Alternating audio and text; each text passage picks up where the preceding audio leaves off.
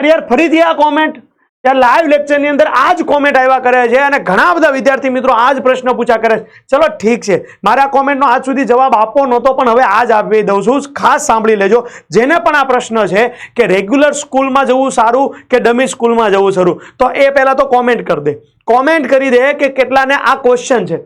બેટા એક વસ્તુ ધ્યાન રાખજે હે ને કે સ્કૂલ જે છે ને શું છે, સ્કૂલ તારું રૂટીન આપશે ભાઈ। સ્કૂલ જે છે ને તને ડિસિપ્લિન શીખવાડશે કે જે ડમી સ્કૂલ નહીં શીખવાડે।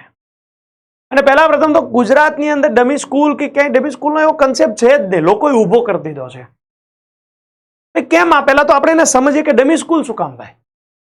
ઘણા એવું વિચારે છે કે હું સ્કૂલ નહીં જાઉં, એની જગ્યાએ હું ખાલી ઇન્સ્ટિટ્યૂટ જઈશ ને આ જ અભ્યાસ કર્યા કરીશ તો હું સ્કોરમાં બહુ જ આગળ આવીશ।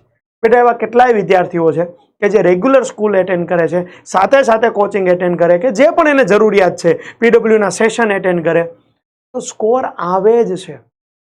તું ઘરે જો રહીશ ને તો માની લે ડમી સ્કૂલ પસંદ કરી અને તું એમ વિચારીશ કે હું સવારથી અભ્યાસ કર્યા કરીશ, તો બેટા સ્ટાર્ટિંગના થોડાક દિવસોમાં છે ને આ બધું થશે, પછી ધીરે ધીરે હું અત્યારની પછી કરી લઈશ। મારે ક્યાંય જવાનું છે, હું માની લો સવારે 10 વાગે ને 12 વાગે ચાલુ કરીશ, 12 વાગે ને હું 3 વાગે ચાલુ કરીશ। આમ કરતાં કરતાં તારો બેકલોગ પણ વધી જશે। તો જે પણ પેરેન્ટ્સ મને આ સાંભળી રહ્યા છે એ ખાસ કહું, જો તમે ડમી સ્કૂલને પસંદ કરવાનો વિચારી રહ્યા છો તો તમે બહુ જ ભૂલ કરી રહ્યા છો।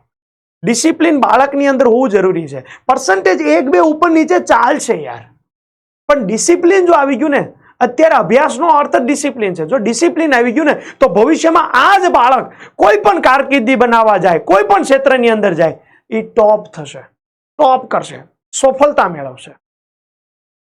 માટે વિદ્યાર્થીને પણ જો આ પ્રશ્ન હોય કે જે આ વિદ્યાર્થીનો છે એવો જ કે રેગ્યુલર સ્કૂલ બેસ્ટ કે ડમી સ્કૂલ બેસ્ટ, તો વાત સાંભળી લે, રેગ્યુલર સ્કૂલ જ બેસ્ટ છે।